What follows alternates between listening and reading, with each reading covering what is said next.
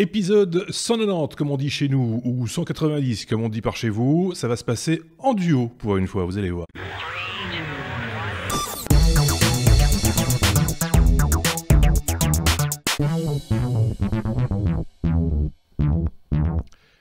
Parce qu'il faut qu'on vous explique, ça a été un petit peu tendu. C'est un petit peu compliqué avec les emplois du temps des uns et des autres. Un malade, son remplaçant qui a un petit souci.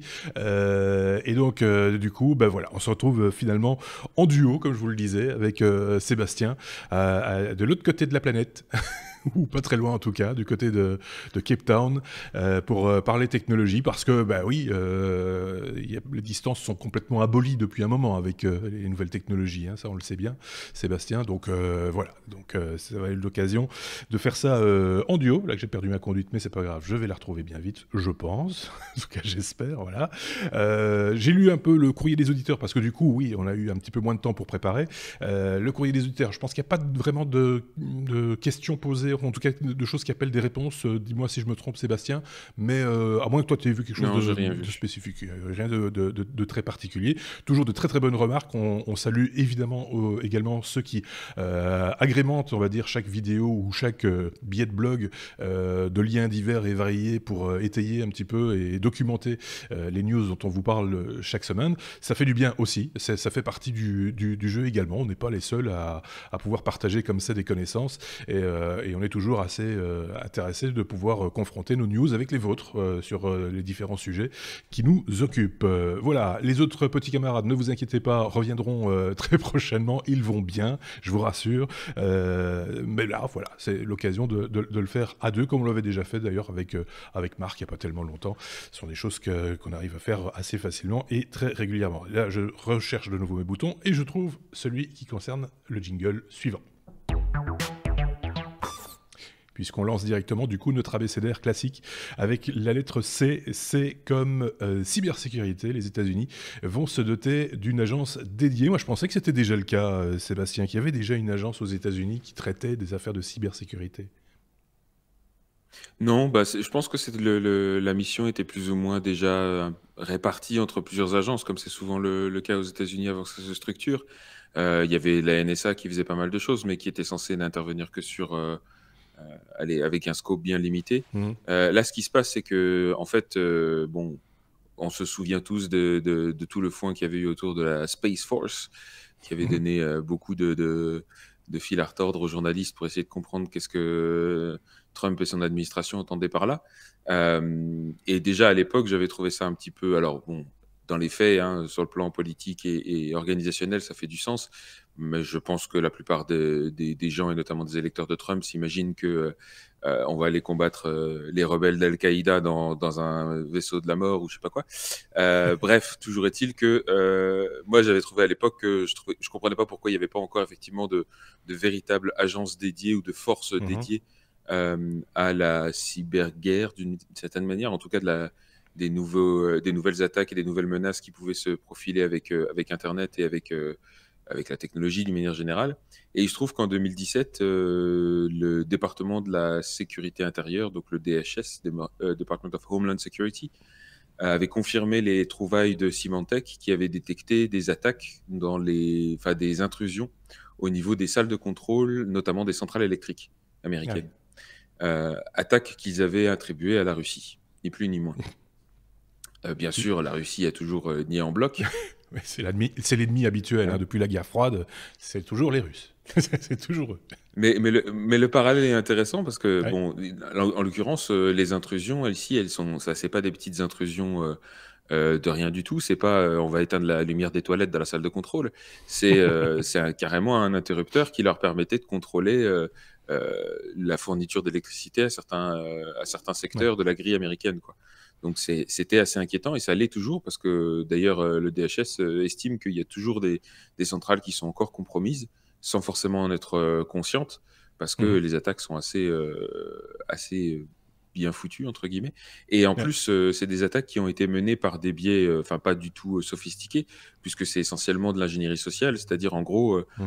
on se fait passer pour des fournisseurs ou des prestataires externes, mais de confiance. On contacte les employés qui travaillent dans ces centrales. on essaye d'avoir leur mot de passe et leur code d'accès, et on utilise ensuite ces trucs-là pour se donner, enfin pour s'ouvrir des portes. C'est un peu comme les Donc bonnes vieilles méthodes d'espionnage, en fait. Hein. Les choses n'ont pas énormément évolué depuis la guerre froide, justement. Ça reste encore de l'humain derrière et d'aller chercher les informations là où elles se trouvent, dans la tête des gens, quoi, en gros. Exactement, mais la différence étant que cette fois-ci, là où avant ce genre de collecte d'informations et d'espionnage brut, ça permettait d'envoyer des gens sur le terrain, donc c'était Mhm. pas très scalable entre guillemets parce que tout ça était Mhm. physique. Ici, ça permet concrètement à un hacker à l'autre bout de la Russie d'intervenir tranquillement depuis son canapé et de couper la fourniture de courant à toute une zone d'un État américain. Je schématise, mais en gros, c'est ça l'idée. Et donc, le Ouais. coût marginal est relativement faible de ce genre d'attaque. Et ça fait très peur aux États-Unis, à raison, à mon avis. Et donc, ils ont décidé, suite à ces détections-là, de créer une agence dédiée qui va s'appeler la CISA, la CISA. Donc, j'essaie de me souvenir du sigle. Voilà, donc la CISA, Ouais. c'est la Cyber Security and Infrastructure Security Agency. Voilà. D'accord. Ok.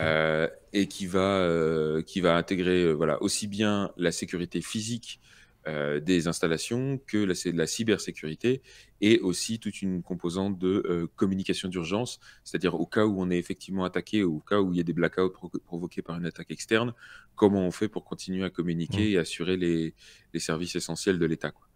Donc D'accord. c'est intéressant qu'ils s'y mettent. Je pense que c'était plus que nécessaire. Moi, surtout ce que ça m'inspire, c'est justement le parallèle que tu faisais avec la guerre froide. C'est que pendant la guerre froide, on avait peur que, en gros, les armes nucléaires russes viennent torpiller le réseau de communication américain. Et c'était Mhm. ça qui avait donné naissance finalement à toute la recherche de la DARPA qui nous a donné Internet au final. Ouais. Ce serait intéressant de voir ce que ça va provoquer parce que finalement, c'est une nouvelle attaque visiblement des intérêts russes sur une infrastructure, encore une fois, qui est centralisée aux États-Unis. Ici, c'est l'infrastructure d'énergie. Est-ce que Mhm. ça va enfin les pousser à investir dans la recherche et développement sur la décentralisation de la production et de la distribution d'électricité? Ce serait intéressant à voir. Moi, Mhm. je parierais quand même pas mal là-dessus.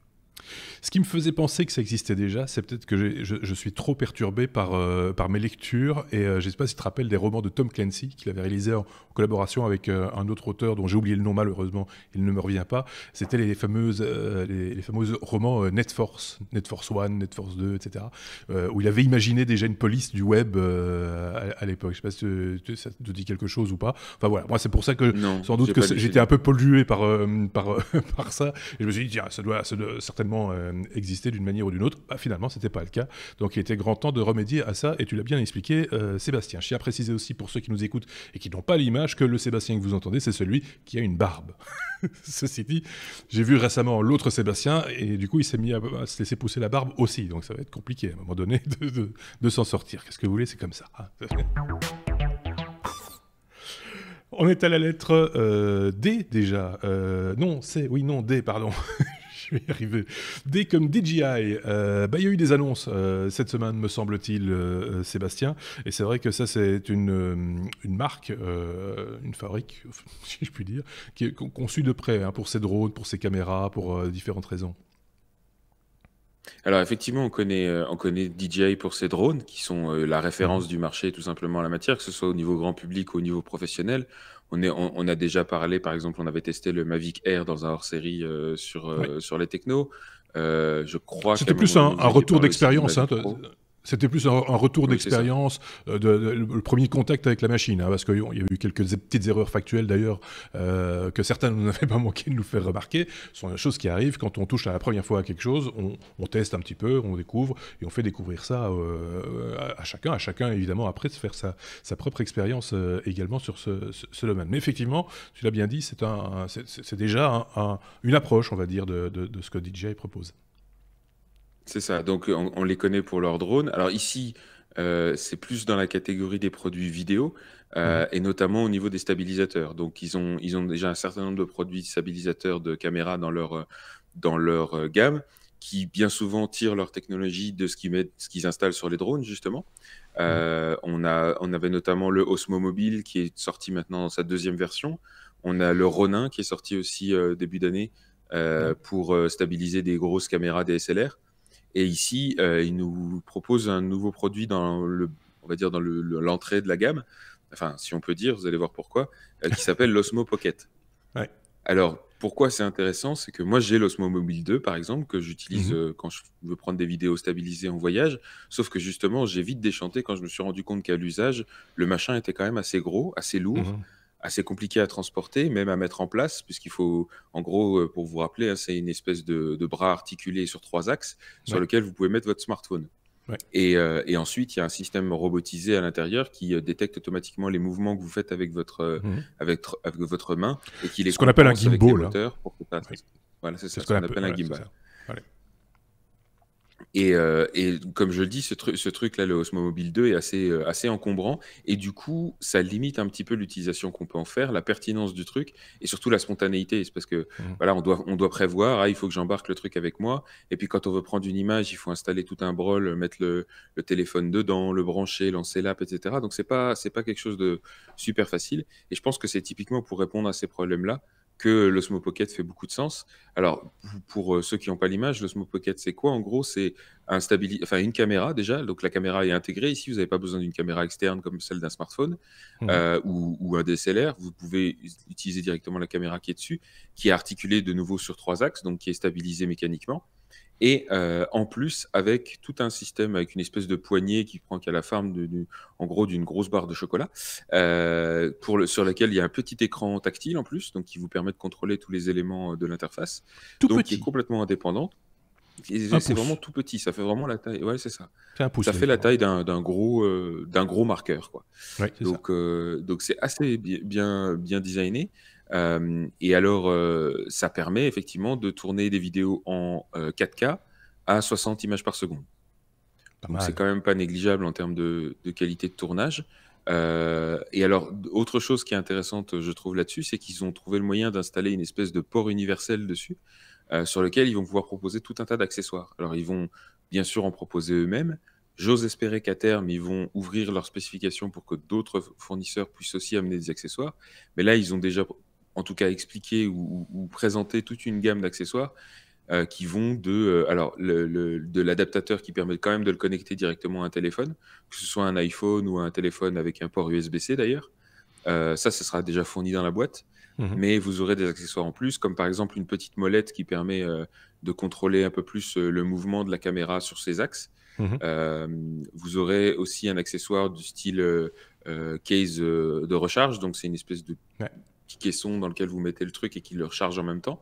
Mhm. Super pratique. Qu'est-ce qu'il y a d'autre? Il y a une espèce de super selfie stick avec des boutons dessus, etc. Donc, qui permet de prendre des images d'un peu plus loin. Tout ça Il sera me semble- adaptable sur le même il- port universel qui est en façade. Il va y avoir aussi un filtre de densité neutre, j'ai vu, pour l'objectif, pour pouvoir filmer dans des fortes lumières. Et j'ai vu également un caisson Ouais, de plongée pour pouvoir filmer exact. solo. C'est prévu. Tous ces Exactement. accessoires, on ne connaît pas encore les prix, hein, de ces accessoires-là. On connaît juste le prix de l'appareil de base. Mais c'est déjà pas mal. Alors, il y a quelques accessoires qui sont déjà proposés en une espèce de kit d'extension. Ils font Ah oui. souvent ça, ils l'ont fait Ouais. avec les drones aussi. Donc, vous pouvez acheter l'appareil en lui-même. Alors, c'est là, il faut vous accrocher à votre siège parce que, pour rappel, l'Osmo Mobile 2 fait 160 euros. En ce moment, il y a une promo à 120 euros, je crois. Mhm. Mhm. Euh, mais ici, le Osmo Pocket, on est à 360 euros. Oui, Donc, mais on n'est pas comme du je le tout dans la disais, même gamme de prix. non, c'est pas la même chose, mais en même temps, c'est pas tout à fait le même type d'objet non plus, parce qu'il est autonome. Il peut filmer, il n'a pas besoin nécessairement Exactement. du smartphone pour travailler. Il peut travailler avec le smartphone, mais il n'en a pas nécessairement besoin, parce que le Mini dont tu parles, il a besoin du smartphone pour travailler, donc il faut rajouter le prix du smartphone pour avoir une caméra complète, et là, Ouais. ça chiffre aussi. Même si le smartphone, on le sait bien, on l'utilise à d'autres fins également, et que donc son coût est partagé. Mais malgré tout, voilà. Donc oui, c'est un peu onéreux, quoi qu'on en dise, mais c'est le prix de départ. Et il me semble savoir que chez DJI, bien souvent, ils tapent fort au début, et puis très rapidement, les prix diminuent, justement à la faveur des différents packages dont tu parlais.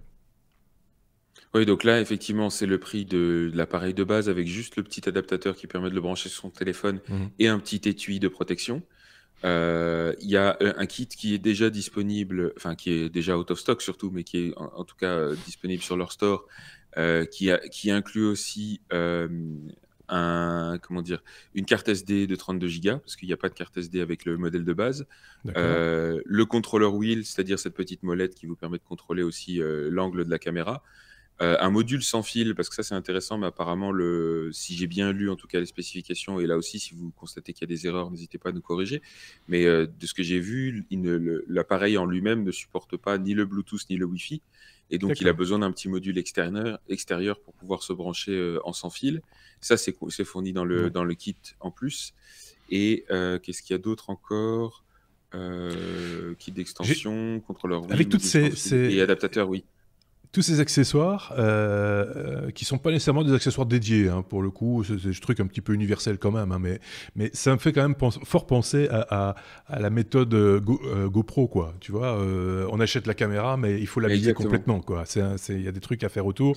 Et Et donc, on met quand même son doigt dans un engrenage assez pervers, j'ai l'impression, me semble-t-il. Et en l'occurrence, ils ont repris tout à fait la même stratégie et même là encore une fois, si j'ai bien compris ce qu'ils ont fait, par exemple, dans le kit d'extension, il y a aussi un adaptateur de fixation qui, a Mhm. priori, si j'ai bien compris, serait compatible aussi avec les accessoires GoPro.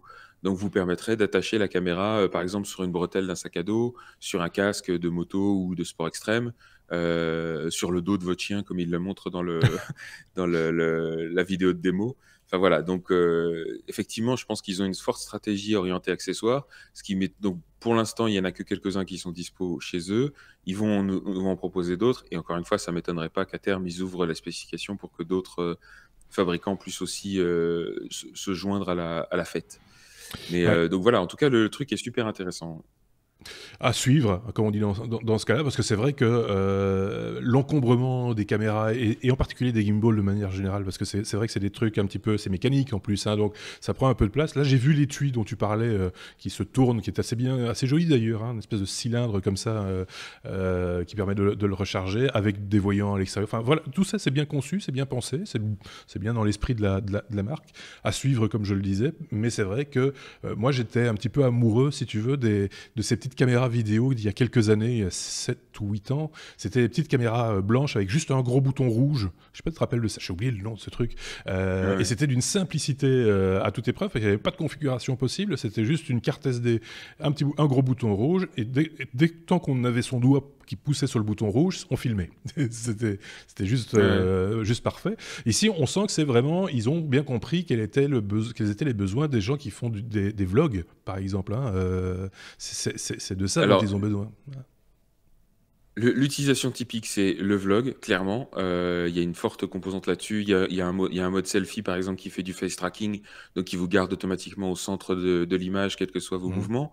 Il y a un active tracking, le même chose que sur les drones, qui permet de viser un sujet et de le garder là aussi dans le champ. Il y a tous les modes motion lapse, time lapse, night shot, etc., qui sont super bien foutus. Il y a un mode qui, moi, me fait. Enfin, j'ai vraiment hâte de voir ce que ça donne. C'est un mode panorama en 3x3. Je ne sais pas si vous êtes déjà retrouvé dans cette situation où vous êtes devant un paysage absolument magnifique. Vos yeux voient un truc, mais l'angle que peut prendre votre caméra, même en grand angle, ne vous Mhm. suffit pas. Et je D'accord. trouve que il m'a Ouais. toujours manqué un truc qui permettait d'élargir un peu l'angle. Et là, avec leur truc, en fait, vous gardez le téléphone, enfin, l'appareil devant vous, Ouais. vous enclenchez le mode panorama 3x3, il va prendre 9 images tout autour enfin, voilà, du point central, et il va Mhm. faire le recollage tout seul, et vous composez une vue gigantesque. Et tout ça sans que vous ayez à bouger, et en utilisant le stabilisateur, évidemment, pour pas qu'il y ait de problème, que vous ayez besoin d'un trépied ou Ouais. quoi. Donc c'est assez bien foutu, et j'ai vraiment hâte de voir ce que ça va donner. En plus, il Ouais. y a 2h20 d'autonomie, donc c'est pas négligeable quand même pour un Quand on petit annonce appareil comme ça. 2h20, il faut compter sur 1h40, hein. Faut être, Voilà, donc faudra voilà, c'est voir en général. effectivement. Ouais. Les 2h20, je crois que c'est en mode, je sais pas si c'est en 4K. Il me semble que c'est en Ouais. 4K à 60 frames par seconde. Évidemment, ça augmente Mhm. un peu si vous passez en 1080p.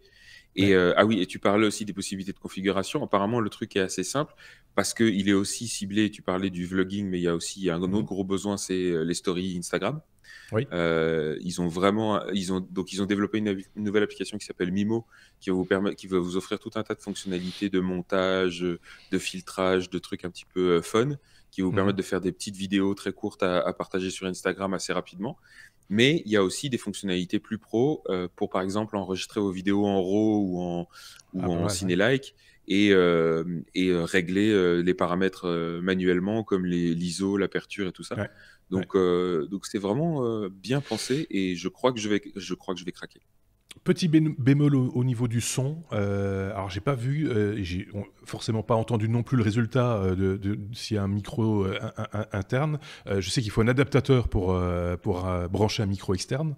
Donc ça c'est vraiment, enfin c'est toujours un petit peu le souci. Moi ça m'agace toujours. Ceux qui me connaissent le savent. C'est mon endroit de crispation quand on parle de vidéo, c'est le son. Et voilà, j'ai moins de problèmes avec l'image qu'avec avec le son. C'est qu'on sous-estime l'importance du son et que du coup ça devient un peu le parent pauvre de ce genre d'objet. Donc là, accessoire, du coup, si on utilise l'accessoire, on ne peut pas charger en même temps, parce que c'est le même connecteur, si je ne dis pas de bêtises. Donc là, on a quand même des limitations liées à cette histoire de connecteur, quoi. Alors, ce que j'ai vu, j'ai vu quelques tests, notamment, je vous ai mis le lien d'ailleurs du test de Ouais. iJustine sur YouTube qui a fait quelques tests. Au niveau du micro interne, le son a l'air pas déjà, enfin, il n'est pas pourri complètement, quoi. Mhm, Ça mhm. reste un petit micro interne, mais il a l'air assez de se défendre. Et effectivement, ils proposent eux-mêmes en accessoire, alors que j'ai pas vu encore sur le site, mais qui il sera proposé à terme puisqu'il est dans la vidéo de démo, un Mhm. micro externe en plus, qui effectivement, comme tu D'accord. disais, se branche sur le port de charge en dessous. Et après, encore une fois, je pense que très rapidement, il y aura des accessoires qui permettront aussi d'adapter un micro cravate Ouais, ou un micro dédié comme un Rode pour aller ouais. dessus, quoi. Mais Parce que la voilà, en tout cas, problématique, il y a déjà des choses. et on terminera là peut-être. La problématique qu'il y a avec le modèle que toi tu possèdes, c'est le bruit des moteurs, parce qu'il y a des moteurs hein, qui agissent sur les trois axes. Et si on utilise le micro interne du smartphone, quand on utilise le smartphone ou une GoPro par exemple, c'est qu'on entend ces bruits par instant dans le son, une fois de plus. Donc déporter le micro d'une manière ou d'une autre a son importance, et donc du coup il faut un connecteur, quoi. Donc sinon ça peut pas le faire. Donc là, je mets un petit bémol, mais j'attends de voir, hein, comme on disait là tantôt. Quand on avait déjà dit qu'on terminait sur ce sujet, euh, c'est un petit peu à suivre. Et comme on aime bien ce genre d'objet, à mon avis, on va suivre ça d'assez près. On passe à la suite. Comme électrique. Et vous savez que ça aussi, c'est une des marottes de Sébastien, puisqu'on a déjà longuement parlé hein, de véhicules électriques dans un hors-série qui est toujours disponible. Je vous renvoie à celui-ci concernant les mythes et légendes concernant la pollution des véhicules électriques. Ici, on parle d'un constructeur qui annonce un pick-up électrique, donc un véhicule utilitaire hein, de taille moyenne, et ce, avant même Tesla. Voilà, donc une fois n'est pas coutume, on va pas parler de Tesla, on va parler d'un constructeur dont personne n'en avait entendu parler quasiment jusqu'à aujourd'hui, qui s'appelle Rivian. Alors Mhm. Rivian, c'est une société qui existe depuis 2009 apparemment, qui jusqu'à maintenant opérait complètement en mode furtif. Ils ont levé des fonds et tout ça, mais bon, ils ont préféré adopter la stratégie de la tortue, aller doucement, faire les choses proprement, acquérir tous les moyens nécessaires pour fabriquer leur voiture et puis évidemment la mettre au point de manière à ce qu'elle soit réaliste. Et donc le 26 novembre, à l'occasion du Los Angeles Auto Show, ils ont annoncé le R1T, par exemple. Pardon. Alors c'est très drôle parce qu'en français, R1T, voilà. On ne s'attend pas Éreinté, à ce oui. qu'un véhicule aussi solide soit si vite éreinté. Mais voilà. Et ils ont annoncé ce véhicule qui est donc effectivement un pick-up à l'américaine, hein. Alors, c'est pas exactement un véhicule utilitaire dans le sens où c'est pas, en tout cas, c'est pas ciblé sur les professionnels du bâtiment, etc. C'est plus orienté grand Mhm. public. Ouais. On est plus dans la gamme des Ford F-150 et des choses Ouais. comme ça. Véhicule de loisir, quoi. Mais voilà, c'est ça. Véhicule de loisir. Pensez aux surfeurs qui mettent leur surf Ouais, dans la c'est benne ça. derrière Ouais. Mhm. ou autre chose du même genre. Sauf que là, effectivement, il est full électrique. Et les spécifications sont pas dégueu. Donc on a 4 moteurs qui font chacun 170 kW. Donc tout ça, ça nous donne une puissance qui peut aller jusqu'à 750 chevaux sur le modèle le plus puissant. Bon, accessoirement, il fait du 0 à 60 miles per hour en 3 secondes. Parce qu'on n'attend pas forcément un pick-up, mais on va peut-être pas aller faire du circuit hein, avec le pick-up. Euh, il peut transporter jusqu'à 800 kg de charge utile dans sa benne. Quelque chose me dit que quand vous mettez 800 kg derrière, ça tape un petit peu dans l'autonomie, forcément. Mhm. Et accessoirement, il peut tirer jusqu'à 5 tonnes. Ce qui est exactement dans les mêmes ordres de grandeur que, par exemple, le Ford F-150, qui est le pick-up, enfin un des pick-up les plus populaires Mhm. aux États-Unis. Donc les spécifications sont vraiment intéressantes. Après, au niveau électrique, eh ben, on a tous les avantages classiques d'un électrique. C'est que là, vous avez 4 moteurs indépendants, donc au niveau de la traction, le contrôle va être nickel.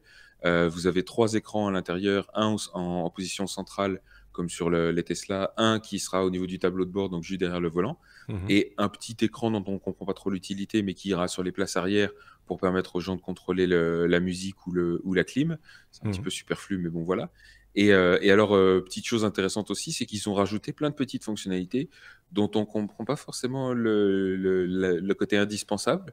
On se dit à chaque Comme, fois, c'est intéressant, mais pourquoi? Est-ce que c'était donc, vraiment important? comme par Donc, par exemple. exemple, vous avez des flashlights, donc des lampes de poche intégrées dans les portières. Oui, Pourquoi pas? ouais. Vous avez des vraies prises de courant dans la benne, donc des prises de mur, des prises murales sur lesquelles vous allez pouvoir brancher plein de trucs. Mhm. Ça, Moi, ça j'ai peut être pas l'impression, mal. Et accessoirement. on disait voiture de loisir, et tu sais que dans certaines régions des États-Unis, le camping, c'est une religion, hein.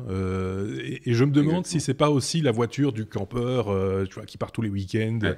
avec sa petite famille, etc. Et qui a besoin de... Enfin, ce genre d'accessoire, du coup, prend tout son sens. Beaucoup plus, évidemment, que Rond-Point de l'Étoile ou à Bruxelles, devant le Mannequin Peace, quoi. Voilà. Ah, mais clairement, c'est ça. Et d'ailleurs, la dernière fonctionnalité qui est un peu marrante, c'est qu'il y a un compresseur d'air qui est intégré aussi dans la benne. Donc, typiquement, pour gonfler votre matelas de camping ou les Ouais, pneus du vélo, ouais, c'est juste fait pour ça, quoi. ouais. Donc c'est plutôt pas mal. Alors, avantage aussi d'un véhicule électrique dans ce segment-là par rapport à un véhicule classique, c'est que vous avez des espaces de stockage qui se multiplient. En plus de la benne, il y a le frunk, donc le coffre à l'avant, à la place Mhm. du moteur, en fait, Ah bah oui, oui. qui fait quand même 330 litres. C'est pas Ouais. négligeable. Et en plus, derrière, donc entre la benne et la cabine, il y a une espèce de tunnel qui traverse le véhicule de part en part, un tunnel étanche dans lequel Mhm. on peut mettre un snowboard, des skis, enfin peu importe. Donc tout ça Une vanne de rajoute long de rifle. l'espace de stockage. Oui, aussi, hein, Ah oui, bah c'est les pour aller États-Unis, chasser c'est le caribou. par exemple, oui. Oh, bah là, Et, là, on peut mettre le calibre 50, là, hein, on peut y aller, hein. c'est ça. Mais là, on est en plein dans, voilà, dans ce qu'on imagine être le véhicule de loisir à l'américaine pour les gens qui ont quand même un petit peu de pépette, hein. On n'a pas encore parlé vraiment de Voilà. tarification, mais on imagine bien que c'est pas tout à fait donné non plus. Si la référence est déjà Ford et son F-150, je pense, c'est ça. Oui.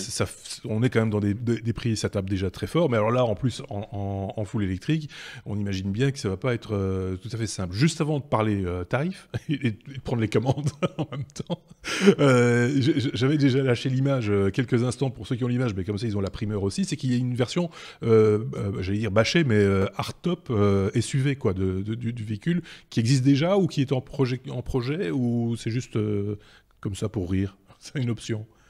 Alors, en fait, le lendemain de l'annonce du R1T, ils ont annoncé le R1S, C'est ça. qui est effectivement une déclinaison sur la même plateforme, qui est une déclinaison un peu plus SUV du truc.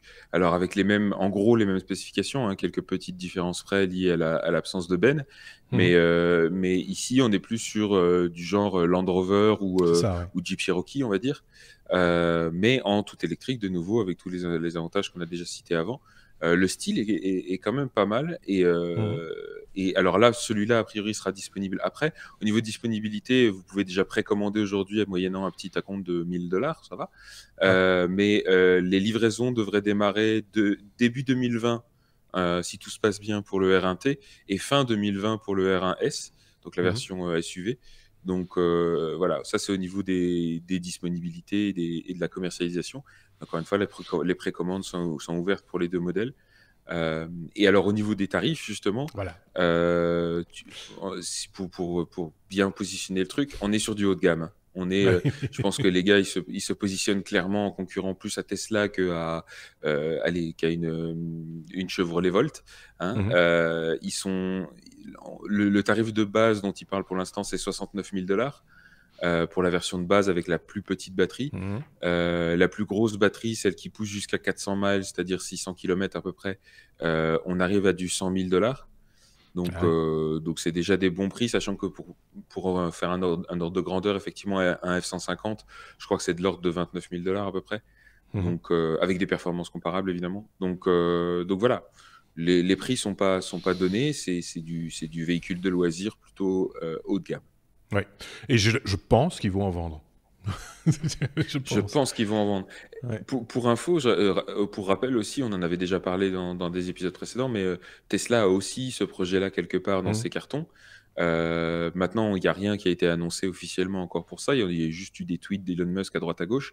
Mais, Mhm. et certains spéculent que ça pourrait être sur la base des camions, des semi-remorques qu'ils ont Ouais. déjà annoncé, mais donc un machin un peu plus gros. Et ils parlaient aussi de 2020 du côté de Tesla, sauf que pour le coup, eux n'ont encore rien annoncé. Mhm. Donc ça va être intéressant de voir comment ça va se passer.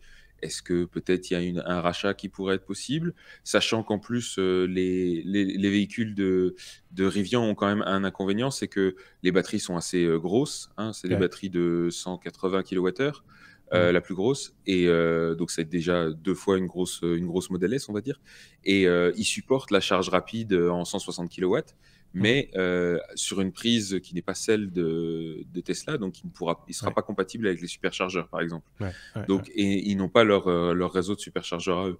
Mhm. Donc ça, c'est quand même un truc à prendre en compte, parce que si vous rechargez une grosse batterie comme ça chez vous, vous en avez pour un bout de temps. Ouais. Je pense que la benne, c'est pour mettre le groupe électrogène.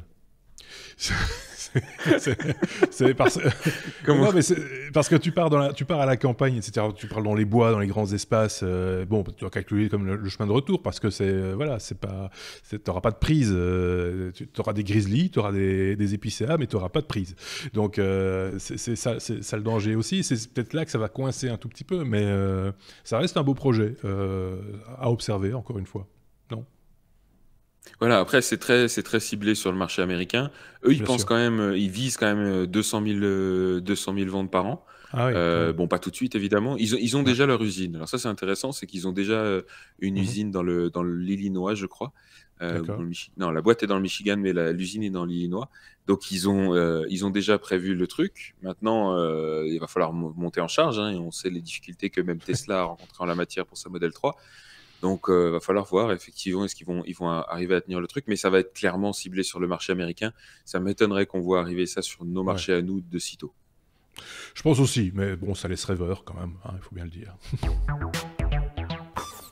On avance dans notre abécédaire avec la lettre G. G comme Google. Google qui passe la seconde avec son projet ou Phi Project, Project File. De quoi s'agit-il? Il faut peut-être nous rafraîchir un petit peu la mémoire sur ce coup-là.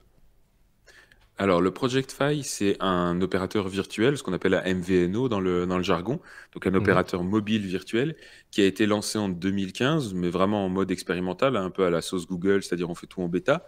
Ça mhm, fait 3 ans qu'ils étaient en bêta, et en gros, ce qu'on entend par opérateur virtuel, c'est-à-dire que Google n'a pas sa propre infrastructure GSM, ils ont un réseau de points d'accès Wi-Fi, ils utilisent les réseaux GSM d'autres opérateurs, et ils proposent par-dessus ça une offre commerciale hyper simplifiée, à très bas coût, mhm, qui pour l'instant marchait essentiellement sur les téléphones Android. Il y avait moyen aussi de les faire, enfin, et encore sur certains téléphones Android, mhm. il y avait moyen de les faire fonctionner sur d'autres téléphones, notamment sur les iPhones, moyennant quelques bidouilles. Et effectivement, c'était en mode expérimental depuis 3 ans. Là, ce qu'ils ont annoncé le 28 novembre, c'est que le projet sortait de sa phase expérimentale, du coup bénéficier d'un petit renommage, puisque de Project Fi, il devient Google Fi. Mhm. Et là maintenant, il sera supporté officiellement sur les téléphones Android, bien sûr, sur tous les téléphones, enfin la plupart des téléphones Android, et sur les iPhones aussi, moyennant une application dédiée et quelques manipulations quand même, mais qui sont expliquées là pour le coup officiellement par Google. Mhm. Et en gros, ce que ça permet, pour vous donner un Ouais. ordre d'idée et pour faire jalouser nos amis belges, nos amis français vont trouver ça ouais, bof, mais les amis belges ils vont trouver ça ridicule. On parle de 20 $ par mois pour appels et SMS illimités, Mhm. et ensuite 10 $ par giga de data en plus. Dans la D'accord. limite de 6 gigas, au-delà des 6 gigas, les datas sont gratuites. Donc en gros, le maximum que vous pouvez payer, c'est 70 $, pardon. Ouais. Et avec ça, vous avez data illimitée, SMS illimité, appel illimité. Et alors, petit détail qui a son importance, à l'international, en Ouais. global, partout dans le monde. Pas juste aux États-Unis ou pas juste en Union européenne comme on fait chez nous. Ouais. Donc c'est très intéressant. Pour la petite histoire, c'est très populaire chez mes amis digital nomades américains ici, qui préfèrent largement évidemment ce Mhm. setup-là à acheter des cartes SIM partout locales là où on va. Donc ils l'utilisaient déjà beaucoup et là ils étaient ravis tous aujourd'hui Ouais. que nouvelle sorte parce que c'est très intéressant pour eux. Et alors pour la version iOS sera encore un petit peu limitée. Elle sort allez, de son projet expérimental dans son ensemble, mais la version iOS sera encore en bêta Mhm. parce que il y aura pas de visual voicemail, on pourra pas envoyer de SMS ou d'appels en mode Wi-Fi. On D'accord. devra être connecté en GSM et on pourra pas l'utiliser en mode hotspot, c'est-à-dire en gros Ouais. partager sa connexion depuis son téléphone vers son laptop ou son Ouais. iPad par exemple. Donc, C'est- pour supporter toutes ces fonctionnalités-là, il faut utiliser un des téléphones qui est vendu par Google, notamment Mhm. les Google Pixel, C'est qui ça. vont supporter ça parfaitement, quoi. Donc il n'y a plus de carte SIM physique, du coup, c'est l'eSIM. Non, je crois que c'est une carte SIM physique encore, il me semble. Encore? À Ouais. vérifier, mais c'est encore une carte SIM physique, D'accord. mais qui permettra, du coup, effectivement, via des accords à l'international, de se connecter avec les réseaux GSM un peu partout dans le monde et avec les points d'accès Wi-Fi, sachant qu'il y a en plus des systèmes qui permettent de basculer dynamiquement Ouais. du réseau GSM sur le réseau Wi-Fi quand vous passez dans une zone de couverture. Encore une fois, ça, c'est supporté que sur les téléphones fournis par Google, pour ceux Ouais. qui sont designed for Project Fi. Enfin pour Google Fi, mais voilà. En tout cas, c'est une offre super intéressante que malheureusement on n'est pas prêt de voir arriver chez nous encore une fois, mais qui j'espère va donner des idées à nos opérateurs. J'ai nommé, enfin, c'est Proximus. Si vous m'entendez, c'est le moment de sortir du ridicule. C'est ça, oui. Bah oui, mais on parle de plus en plus de l'eSIM, hein, et donc la SIM électronique, donc dématérialisée, ça semble être un petit peu le projet prioritaire et les opérateurs sont pas chauds pour y aller manifestement, donc on va avoir un petit peu de retard une fois de plus sur ce genre de techno, je pense. Je rappelle au passage que chez Proximus en Belgique, on n'a toujours pas le visual voicemail, hein. C'est sur les iPhones depuis 2008, depuis la Ouais, sortie. ouais, ouais. Ça Bah fait oui, 10 ans. voilà, c'est comme ça. Par contre, on commence à voir Apple Pay. C'est depuis cette semaine. Je fais une Non, toute petite attention, je sais parenthèse. pas si tu as vu cette news-là. Je me demande s'ils vont activer l'Apple Pay ou s'ils vont accepter l'Apple Pay pour payer dans les magasins Orange. Ce qui n'est pas la même chose. Ce qui serait une magnifique Euh, arnaque pour attirer les gens sur leurs offres. Oui, oui, oui. C'est une possibilité, mais je pense que c'est limité à un groupe bancaire qui est Fortis, pour ne pas le citer. Et en tout cas, c'est disponible chez Orange et chez Proximus. Donc, il y a déjà deux opérateurs qui l'annoncent, en tout cas, sans nécessairement tambour et trompette, bizarrement. Mais bon, là aussi, affaire à suivre. Je ferme cette parenthèse, on aura certainement l'occasion d'en reparler dans ce podcast, évidemment. Ah oui, ça, c'est le cinquième, septième, 12e marotte de Sébastien, l'espace. Et sans doute que vous vous êtes rendu compte, à un moment donné, qu'un petit objet qu'on a envoyé il y a 7 mois est arrivé à destination, c'est-à-dire sur Mars. Et oui, on en parle toujours de Mars, mais là, ce coup-ci, c'est carrément de nouveau un objet fait par l'humain Mhm. qui a été catapulté vers Mars, donc qui est parti en mai de cette année, Ouais, de la base californienne de Vandenberg, ce qui au passage était une première, parce qu'en général, les lancements interplanétaires comme ça, on les rapproche de l'équateur pour profiter de la vitesse de rotation de la Terre. Et là, ouais, pour le coup, ils ont fait ça en Californie, un peu plus haut.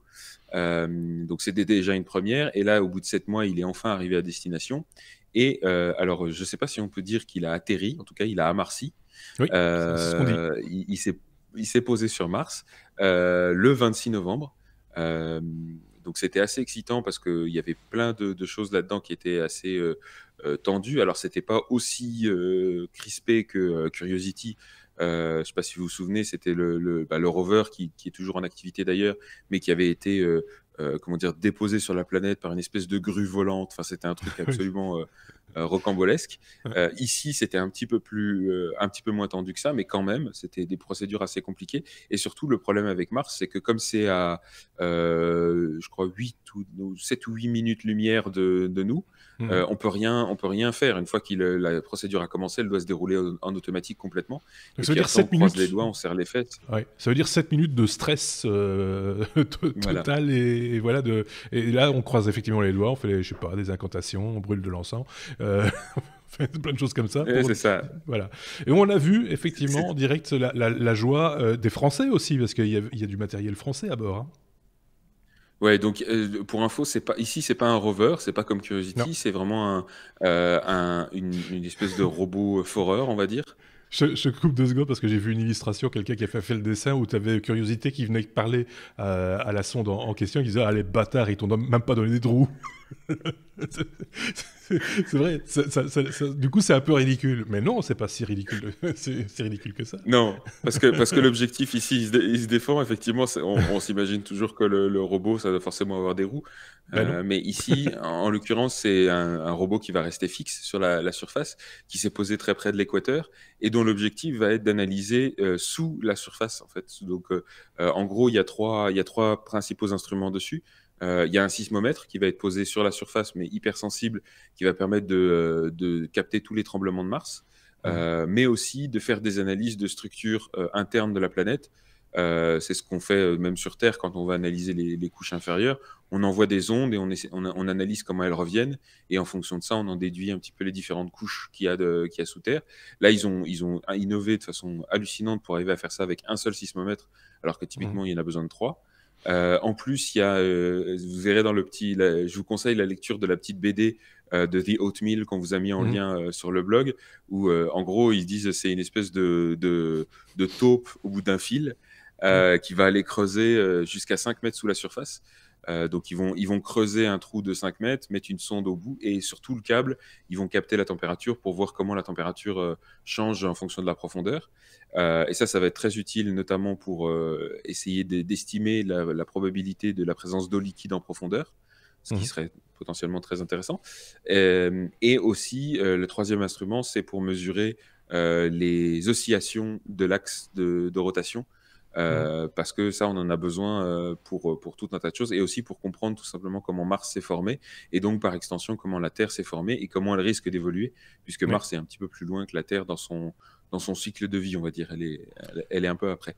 Donc tout ça s'est bien passé. Comme tu disais, tout le monde était tendu. Hein, c'était les 7 minutes d'enfer où la NASA avait fait une émission que j'ai trouvé absolument géniale. Pour une fois, ils ont vraiment soigné ça. Il y avait des petits Mhm. reportages avant qui expliquaient tout en détail. Il y avait des images en temps réel de la salle de contrôle où on voyait vraiment la tension sur les visages et en même temps la libération quand Ouais. ils ont reçu les premières télémétries qui disaient c'est bon, on a atterri. Ouais. Et aussi les premières images, donc 2 minutes après le lancement, enfin 2 minutes après que la sonde se soit posée, il y avait déjà une première photo qui sortait avec beaucoup de poussière, hein, c'est celle Ouais. que tu montrais tout à l'heure sur les visuels. Il a fallu attendre, je crois, 1 heure ou 2 avant d'avoir une photo claire, limpide, sans la poussière, justement. C'est celle qu'on voit à droite pour ceux qui ont l'image, où la poussière était retombée. Là, les panneaux solaires ont pu commencer à se déployer. Maintenant, il va falloir attendre à peu près 2 à 3 mois pour que tous les instruments soient opérationnels et que les batteries soient complètement chargées aussi, parce que ça prend du temps. Ouais. Mais voilà, c'est un beau défi et une belle réussite.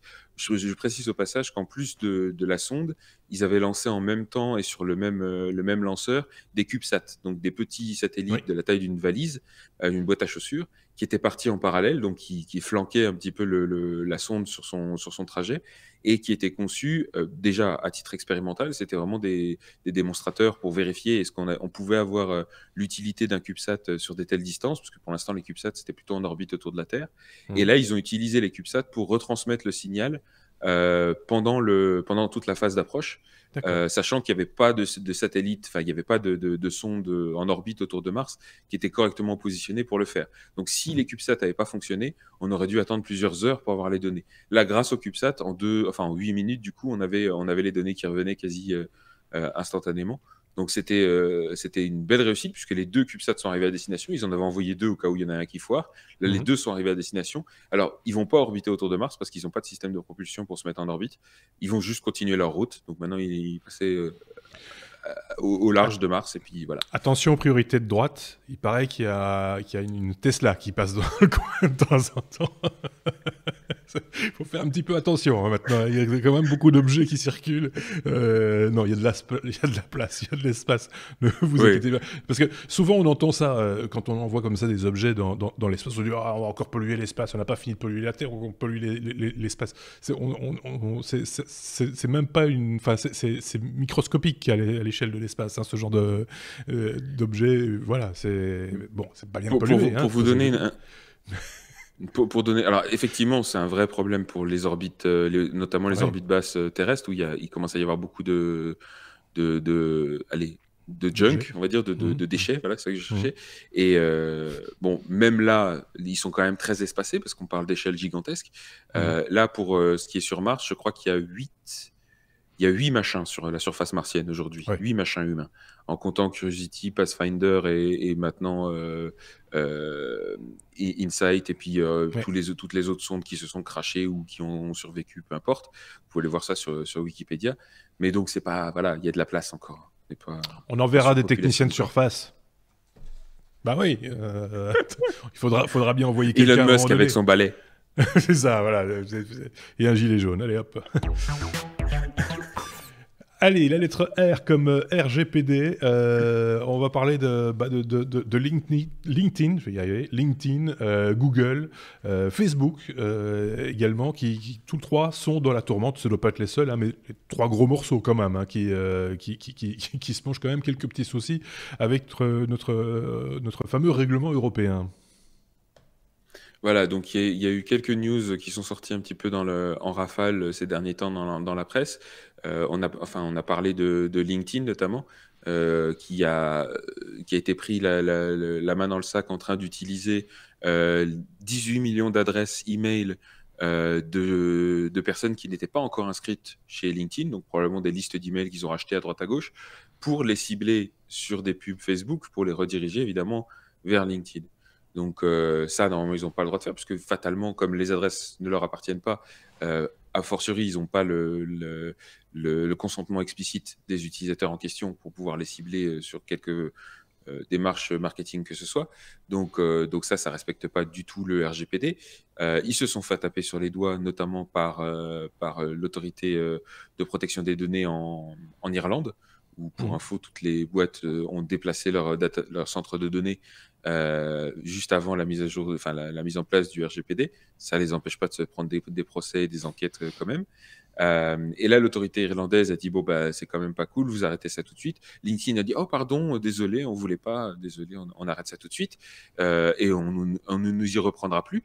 Sauf que derrière, l'autorité irlandaise, elle a dit c'est quand même étrange votre truc. Donc, ils ont poussé un petit peu l'enquête et ils se sont rendus compte qu'ils ne s'arrêtaient pas là, qu'ils étaient en train de créer tout un réseau de cooptation, en gros, en rassemblant des données, encore une fois, qui ne leur appartenaient pas et qu'ils n'avaient pas le droit de rassembler en vertu du RGPD. Et là, encore une fois, LinkedIn s'est juste contenté de dire ah, on a pourtant des procédures et des processus super forts, bah oui, tellement super forts qu'ils ne sont pas respectés, qui ne sont pas du tout suivis en interne. Et donc, voilà, encore une fois, un exemple de à quel point ça peut être compliqué de mettre en place ces mesures et surtout comment dire, de les faire respecter. Mhm. Parce que c'est bien beau de sortir des lois comme le RGPD, mais on voit bien que ces gros mastodontes derrière, on leur tape sur les doigts et ils continuent et on leur dit mais vous devriez pas faire ça, mais c'est pas ça qui les arrête. Et puis Non.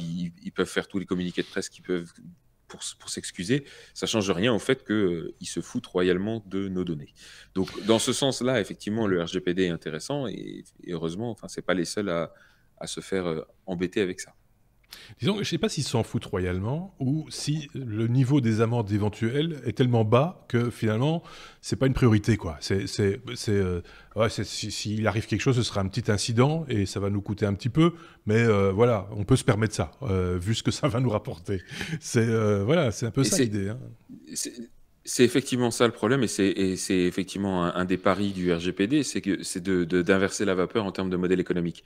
C'est-à-dire que pour Mhm. l'instant, pour toutes ces grandes boîtes, c'est très rentable pour eux de capitaliser sur vos données personnelles et beaucoup plus rentable que tous les risques que ça pouvait impliquer avant le Ouais. RGPD en termes de sanctions et d'amendes. On rappelle les pouvoirs dérisoires dont jouit la CNIL en France, par exemple, en termes d'amende, ça n'a rien à voir. Donc ici, le RGPD, on parle quand même de jusqu'à 3 ou 4%, je crois, des revenus globaux. Donc, LinkedIn, comme je disais, n'est pas le seul à s'être fait avoir.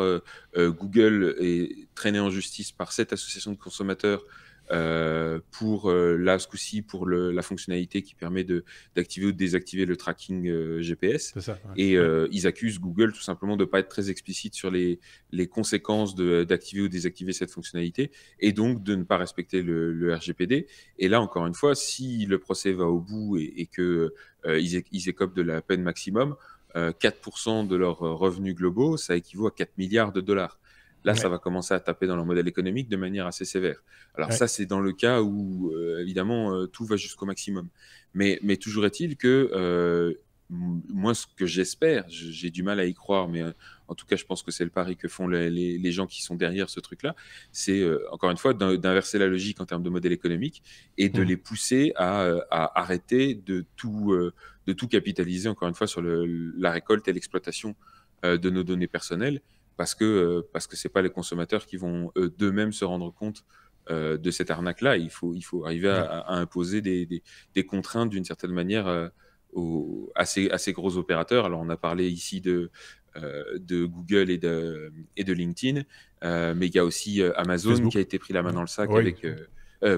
et Facebook qui avait laissé échapper les données de 50 millions de comptes en septembre.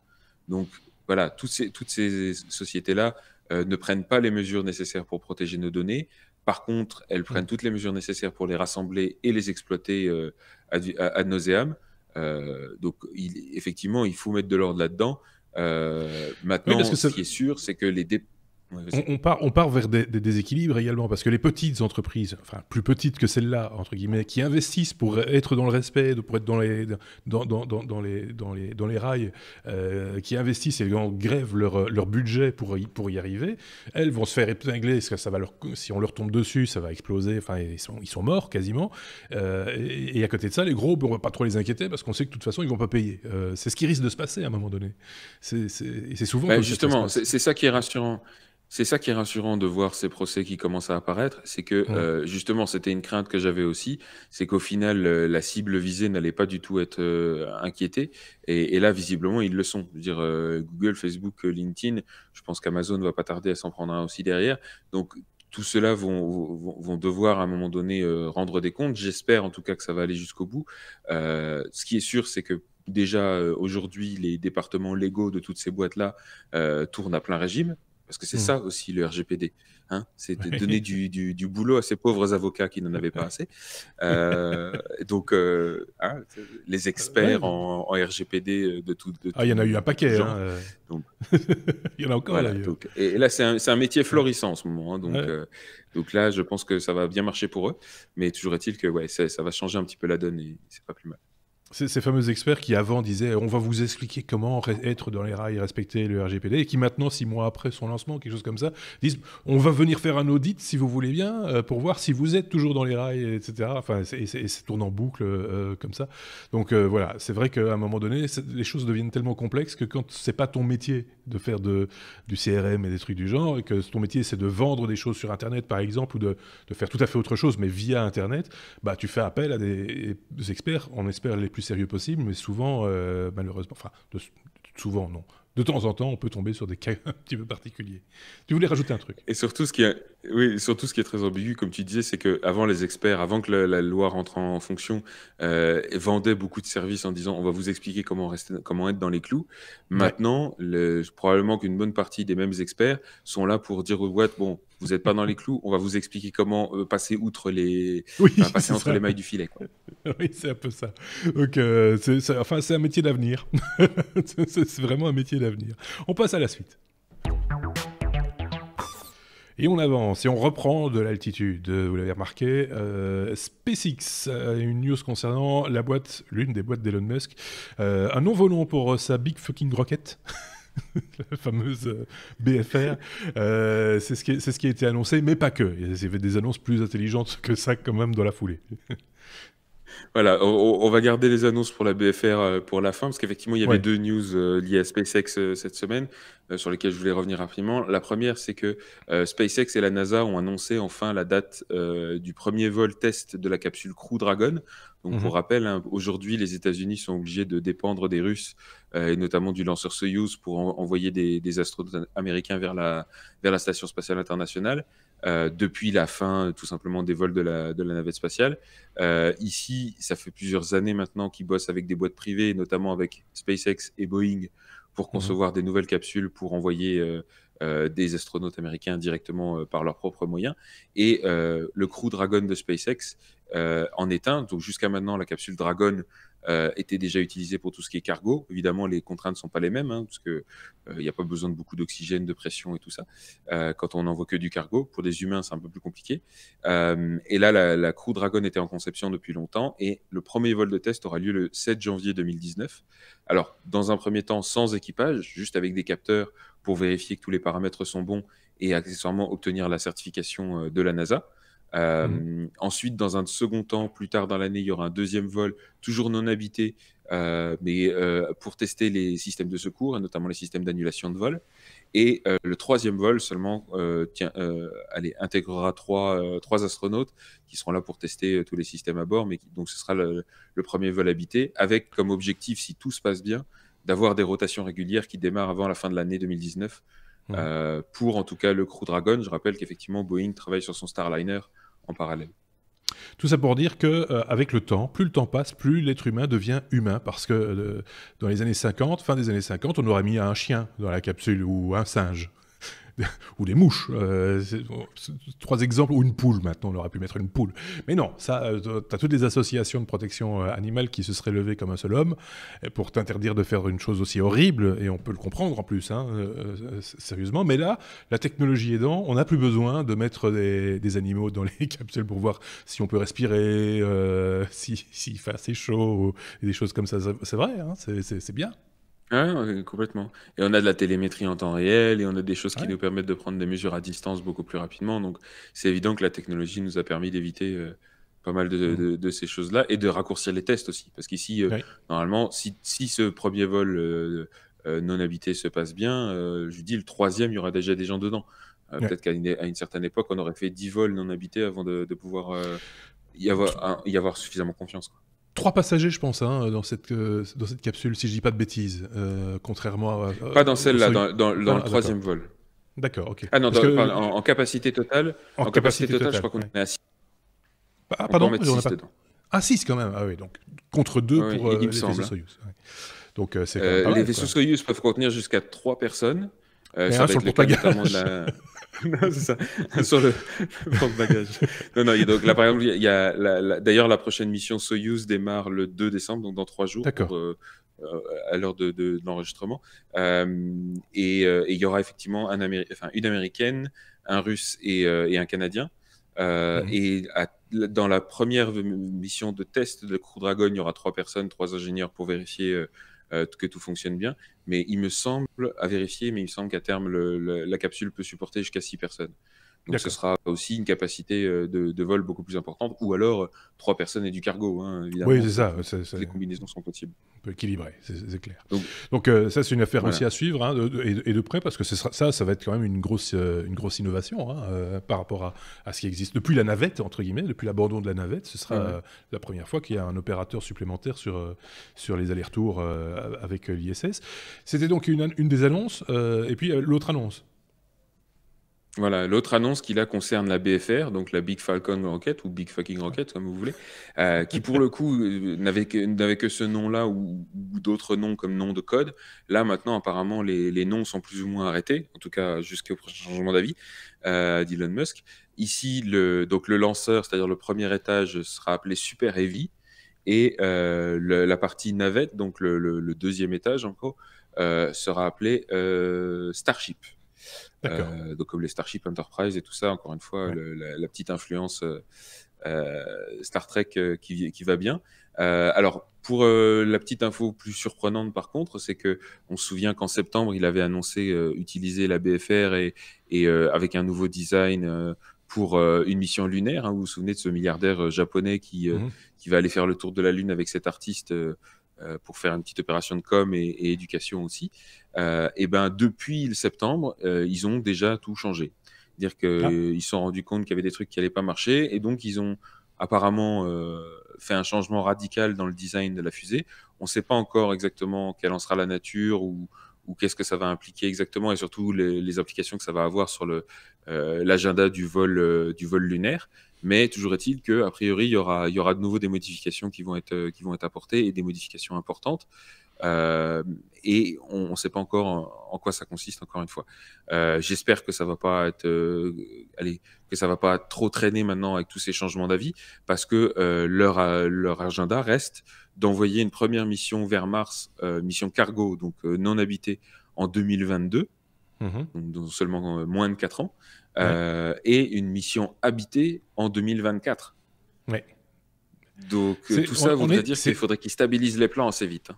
c'est assez dingue de se dire qu'on pivote au niveau technologique et ingénierie si près d'une échéance. Je pense que dans l'histoire de la conquête spatiale, ça ne s'est jamais produit, quoi, à des délais aussi courts. Une fois qu'un choix technique a été opéré, on reste dessus, quitte à se planter, hein, mais on n'a pas le temps, on n'a ni les moyens de zigzaguer comme ça. C'est particulier quand même. En même temps, il faut bien voir que ça fait partie et des forces et des stratégies de SpaceX dans son ensemble. C'est que contrairement aux anciennes façons de faire des fusées, c'est-à-dire en intégrant autour d'un fabricant, enfin de quelques fabricants principaux, toute une série de prestataires, de sous-traitants, etc. Donc une organisation infernale et hyper complexe avec un overhead de fou. Ici, Mhm. la stratégie de SpaceX, c'est un peu la stratégie d'Apple, c'est concentration maximum. Ouais. On produit tout en interne, on fait tout nous-mêmes, et donc ça leur permet aussi d'avoir un temps un temps de réactivité et Mhm. d'innovation beaucoup plus court que leurs concurrents. Ouais. Enfin pour faire comparaison, il suffit de regarder les audits, hein, dont on avait parlé par rapport au SLS, donc le système équivalent de la NASA, fabriqué par Boeing, je crois, en prestataire principal, Mhm. qui a 3 ans de retard dans la vue, on sait pas, les budgets Mhm. il est explosé, etc. Là, enfin encore une fois, la stratégie de SpaceX, c'est d'avoir tout le contrôle sur la chaîne de production, de fabrication de bout en bout, et donc de faire un maximum d'économies, et aussi d'être beaucoup plus réactif. Donc, à voir est-ce que ça va suffire pour effectivement tenir les délais en changeant d'avis tous les 4 matins. Mais toujours est-il que on a plus de facilité à y croire, en tout cas pour SpaceX, que pour les anciens fabricants de fusées. Quoi. Oui, c'est ça. Qui ont pris de vieilles habitudes, qui ont de vieilles habitudes de fonctionnement, d'être prudent, etc. Par exemple, hein. Petite parenthèse par rapport à Elon Musk, il a renoncé à son projet via sa compagnie, sa société Boring Company, de creuser un tunnel sous Los Angeles. Il abandonne l'idée parce qu'apparemment il y a des lobbies qui s'y sont opposés, et donc voilà, il abandonne ce projet-là pour l'instant, mais sans doute qu'il en a d'autres dans la manche. Je voyais ça juste avant l'enregistrement, donc il s'est dit peut-être que c'est pas super malin d'aller faire des trous dans une région qui est quand même pas très équilibrée au niveau sismographique ou Non, non, sismologique mais plutôt. ça, a C'est priori, c'était pas le problème. Effectivement, je pense qu'il y a des gens qui se sont plaints du fait qu'il avait creusé sans demander la permission, ce que, au voilà, passage, légalement, il n'est pas obligé de faire, puisque en fonction du droit du sol américain, on n'a pas besoin de demander l'autorisation à ceux qui sont au-dessus pour creuser en dessous. ah oui, ah, je savais pas Mais ça. toujours est-il que, ouais, si, si, Ah ouais. enfin, en tout cas, dans cette région-là, c'était pour ça qu'il l'avait fait, je crois. D'accord, c'est particulier quand même. Donc on peut faire passer un tunnel sous ta maison sans t'en avertir. Je pense que chez nous c'est un peu la même chose, hein, parce que on le dit après qu'on a creusé un tunnel. Oh, on a débordé dans votre cave. Désolé. Lettre V comme vidéo. On va parler de quelques instants de YouTube. C'est une brève, hein, ça. On va pas en faire des louches non plus, mais c'est un petit peu particulier parce que YouTube a lancé une annonce pas plus tard qu'aujourd'hui, jour d'enregistrement. Nous sommes le 29, jeudi 29, et je pense que c'est aujourd'hui qu'ils ont annoncé qu'ils mettraient à disposition du contenu gratuitement, et ce très prochainement. C'est un peu particulier. Alors, souvenez-vous, si c'est gratuit, c'est vous le produit. Ah bah oui, oui. Et là, ça s'illustre très bien quand ils disent gratuit. En fait, c'est pas gratuit, c'est gratuit supporté par la pub. Oui. Ce qui se passe, c'est que on rappelle que YouTube avait sorti déjà depuis quelques années via plusieurs offres premium qui d'abord s'appelaient YouTube Red et puis qui est devenu YouTube Premium. un certain nombre de contenus exclusifs produits par eux-mêmes. Donc, ils avaient soit fait des deals avec des créateurs qui étaient déjà sur la plateforme, soit avec des producteurs externes, un peu comme le fait Netflix ou Amazon Premium, etc., pour créer des contenus dédiés aux abonnements premium, qui n'étaient donc pour la plupart accessibles que si vous aviez payé l'abonnement, je crois que c'était de 12 dollars par mois. Et là, revirement de situation, changement de fusil d'épaule, ils ont décidé finalement de rendre une partie, voire l'ensemble, enfin une bonne grande partie de ces contenus accessibles aussi sur la plateforme. Alors, encore une fois, gratuite, mais en fait supportée par la pub, c'est-à-dire de le rendre accessible à tout le monde. Alors, évidemment, ils mettent la façon dont c'est communiqué dans le communiqué de presse, c'est un petit peu aller lisser sur les bords. Mais ce que ça montre aussi, c'est que visiblement, ils ont du mal à rentabiliser les investissements qu'ils ont fait en production avec simplement les abonnements payants. Et on le comprend, parce que quand vous devez payer un abonnement de 12 dollars pour YouTube Premium, de 12 dollars ou 10 dollars pour Netflix, et puis aux États-Unis, ils ont Hulu aussi, et puis ils ont Amazon Premium, et puis tous ces abonnements-là, ça se cumule avec des contenus qui sont spécifiques, enfin pour certains qui sont exclusifs à l'une ou l'autre plateforme. Donc ça devient compliqué de vendre ce genre d'abonnement. Et en plus, ils n'investissaient pas autant que les autres plateformes, mais pour autant, ça a l'air d'être trop pour être rentable. Donc, je pense qu'ils vont essayer de rentabiliser aussi avec les pubs. Le danger avec ça, c'est qu'évidemment, comme les contenus ne seront plus exclusifs, mais uniquement proposés en avance de phase pour les abonnements premium, ben, ça va diminuer un petit peu la valeur perçue des abonnements premium, donc certainement le nombre d'abonnements aussi. Donc c'est un peu une prophétie qui s'autoréalise, dans le sens où ils vont tuer le truc qui marche pas parce que ça marche pas, puisqu'ils ont fait en sorte que ça marchait pas. Oui, donc parce le danger à terme... Parce qu'ils croient qu'en une chose, c'est la pub, si je puis me permettre. Hein. C'est le truc qui fonctionne le mieux chez eux. Et donc, ils n'ont que cette référence-là. Et voilà, c'est un peu ça le problème aussi. Ça reste leur fonds de commerce et leur principal métier. C'est pas des fournisseurs de VOD à la base, comme peuvent l'être Netflix ou Hulu. Donc, ils ont du mal, je pense, à rentabiliser cette offre-là. En même temps, je les trouve un petit peu rapides en besogne, et je les soupçonne quand même que ce soit une stratégie détournée, pour au final ils en arrivent à la conclusion que les abonnements premium, ça marche pas, et donc ils arrêtent complètement ça, et qu'on se retrouve avec un YouTube qui n'est plus du contenu de créateurs tiers ouvert à tous et qui permet à tout un chacun de proposer du contenu, mais principalement une plateforme curée par YouTube avec uniquement du contenu exclusif YouTube, et supporté par la pub, et donc en fait une chaîne de télé, quoi, pour faire simple. Oui, c'est ça. Ouais. Donc moi, ça me fait un petit peu peur, cette dérive. Je suis curieux de voir comment ça va évoluer, mais je les soupçonne quand même de ne pas être tout à fait franc du collier avec ça.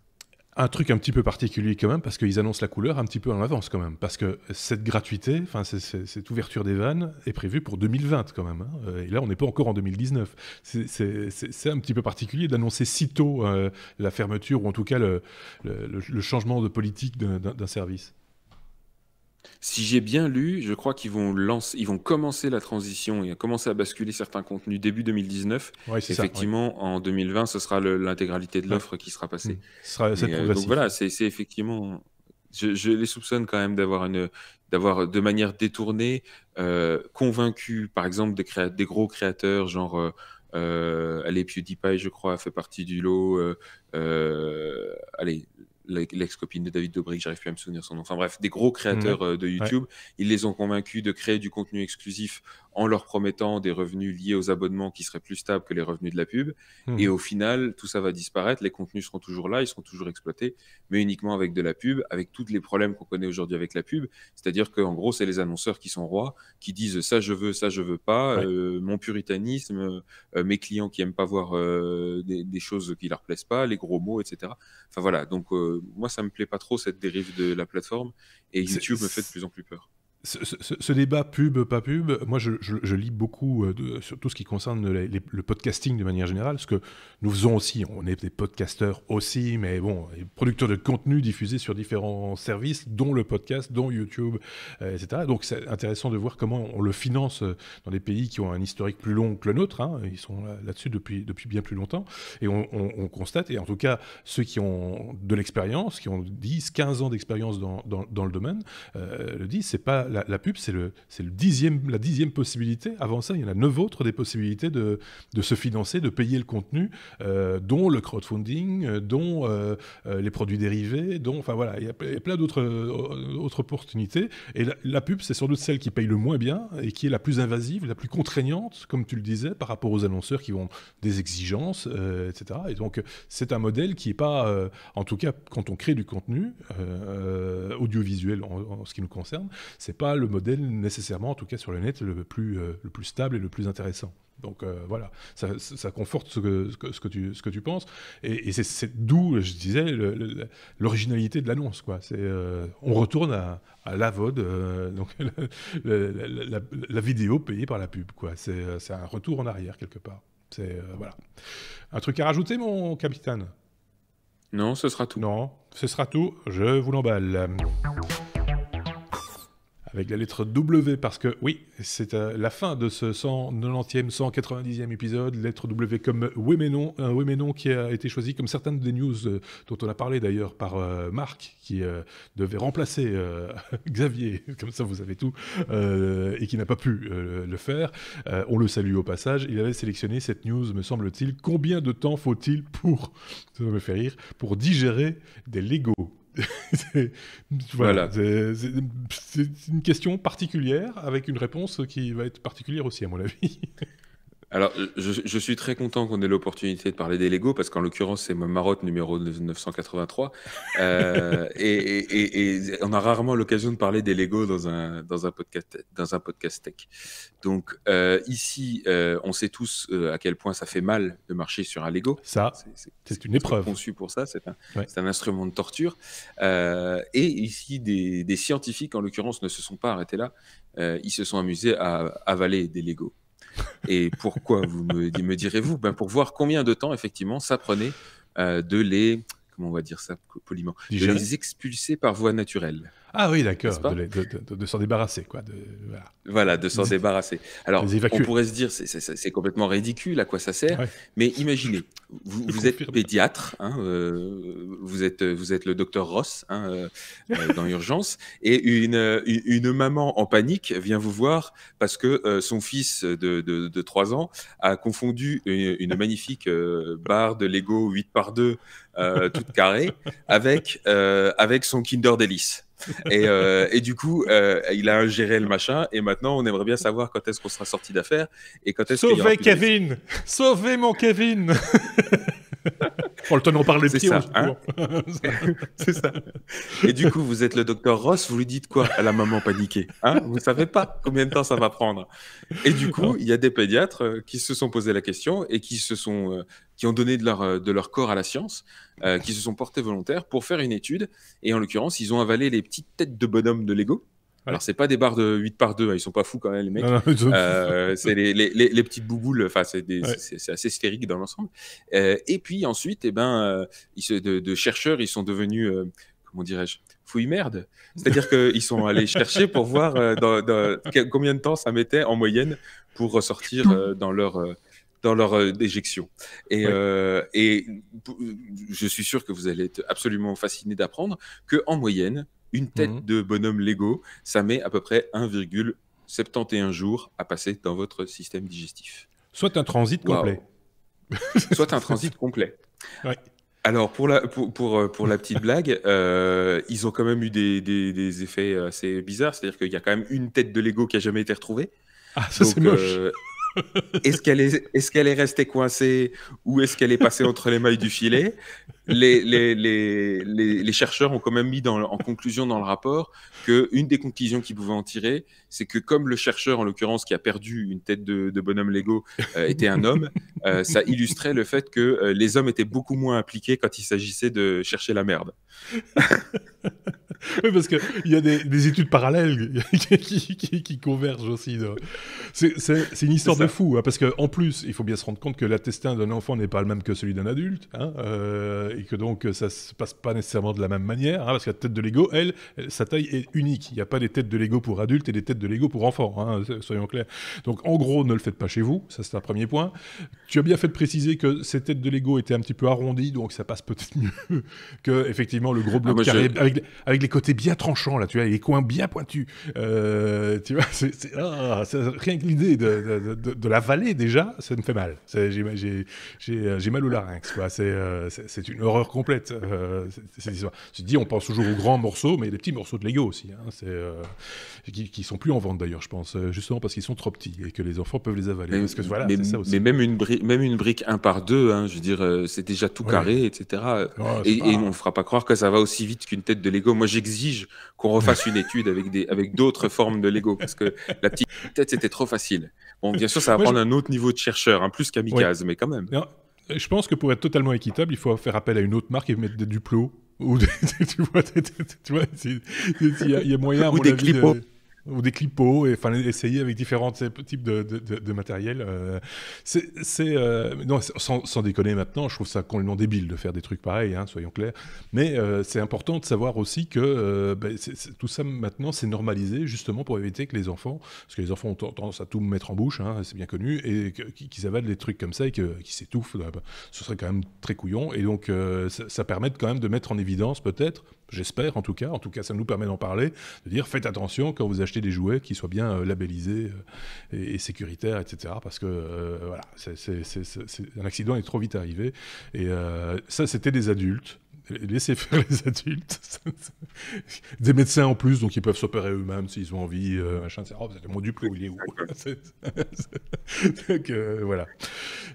C'était pour conclure cet épisode 190 des technos que nous avons fait donc en duo. On le répète, tout le monde va bien. On retrouvera d'ailleurs 2 chroniqueurs si tout se passe bien la semaine prochaine pour le 191e épisode. On arrive tout doucement à la fin de l'année.